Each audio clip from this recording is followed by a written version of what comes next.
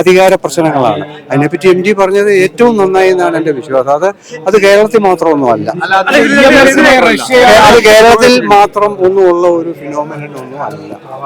കഴിഞ്ഞ ഒരു 20-25 കൊല്ലമായിട്ട് ലോകം ഒട്ടാകെയും അതിനു മുമ്പ് ഹിറ്റ്ലറും സ്റ്റാലിനും ഒക്കെ തൊട്ടൊക്കെ നടന്നിട്ടുള്ള ഒരു കാര്യമാണ്.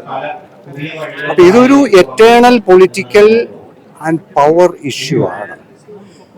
എല്ലാ ജനാധിപത്യങ്ങളും വളരെ കരുതലോടെ കാണേണ്ട ഒരു ഇഷ്യൂ ആണ്. അപ്പൊ അത് നമ്മൾ എവിടെ കൊണ്ടുപോയി കെട്ടുന്നു എന്ന്, അതല്ലെങ്കിൽ MD ഇന്നതിനെ ഉദ്ദേശിച്ചായിരിക്കും ഇങ്ങനെയായിരിക്കാം പറഞ്ഞതെന്നൊന്ന് ഇന്റർപ്രറ്റ് ചെയ്യാൻ ഞാൻ തയ്യാറല്ല. എനിക്ക് അതിനുള്ള അത് അങ്ങനെ വായിക്കാൻ ഇഷ്ടമുള്ളവർ വായിച്ചോണം.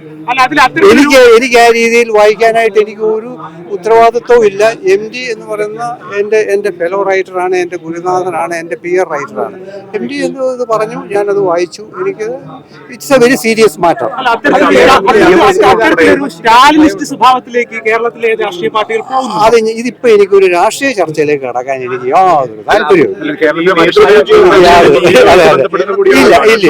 ആ തരത്തിലുള്ള ഒരു പൊളിറ്റിക്കൽ ചർച്ച എനിക്ക് ഒരു താല്പര്യമില്ല. അതങ്ങനെ പറഞ്ഞു തീർക്കേണ്ട, ഈ ബൈറ്റുകൾ കൊടുത്ത് പറഞ്ഞു തീർക്കേണ്ട ഒരു ചർച്ചയല്ല അത്. രാഷ്ട്രീയ പിണറായി വിജയന് ഇതുപോലുള്ള ആളുകളെ പറ്റി ഒന്നും ഇവിടെ ചർച്ച ചെയ്യേണ്ട ഒരു കാര്യമില്ല. ഇത് ജനങ്ങൾ വോട്ട് ചെയ്ത് ഉണ്ടാക്കേണ്ട ഒരു ഇഷ്യൂ അത്. അല്ലാണ്ട് കുറെ എഴുത്തുകാർ കൂടി അഭിപ്രായം പറഞ്ഞിട്ട് ഉണ്ടാക്കേണ്ടതല്ല. ഞാൻ അതിനാ രീതിയിൽ ചർച്ചകൾ ഇവിടെ രാഷ്ട്രീയ ചർച്ചകളെ ഇല്ല. നാളെ ഇവരെന്റെ റേഷനറി കട്ട് ചെയ്യാത്തോളം കാലം എനിക്കൊരു വീരാരാധന എല്ലായിടത്തും പ്രശ്നമാണ്. അങ്ങനെയാണ് മിസ്റ്റർ ഹിറ്റ്ലർ ഉണ്ടായത്.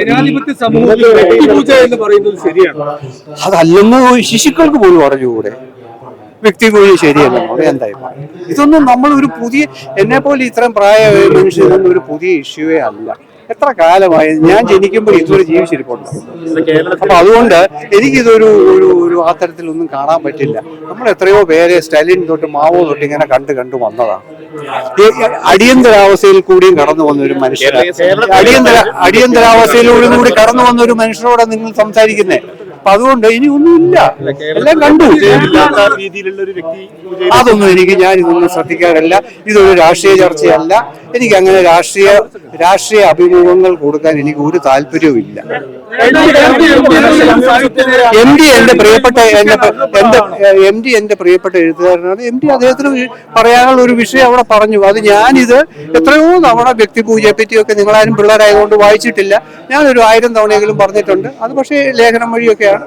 ഞാൻ MDയെ പോലെ ഒരു ആ ലെവലിലുള്ള ഒരു സ്വാധീനശാലിയായ ആളല്ല. പക്ഷെ ഞാനിത് ഒരു കഴിഞ്ഞ 50 കൊല്ലമായിട്ട് കേരളത്തിൽ പിന്നെ ഇതേപ്പറ്റി ഇന്ത്യയിലെ പവർ സ്ട്രക്ചറിനെ പറ്റി ഞാൻ പറഞ്ഞിട്ടുണ്ട് 50 കൊല്ലം. അപ്പൊ അതുകൊണ്ട് അതൊന്നും എനിക്കറിയാം. ഇല്ലില്ല, അത് നിങ്ങൾ പറയുന്നത് ശരിയല്ല.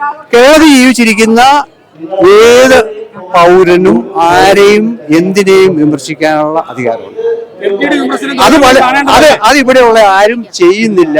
അവർ പാർട്ടികളെ പറ്റിയുള്ള വീരാരാധനകളും മാധ്യമങ്ങളെ കുറിച്ചുള്ള വീരാരാധനകളും മറ്റ് ജാതിയും മതം ഇതിനെപ്പറ്റിയുള്ള വീരാരാധനകളിൽ പെട്ടുകിടക്കുന്ന ഒരു മണ്ടൻ സമൂഹമാണ് നമ്മൾ. അതിന്റെ മാത്രം പ്രശ്നമാണ്.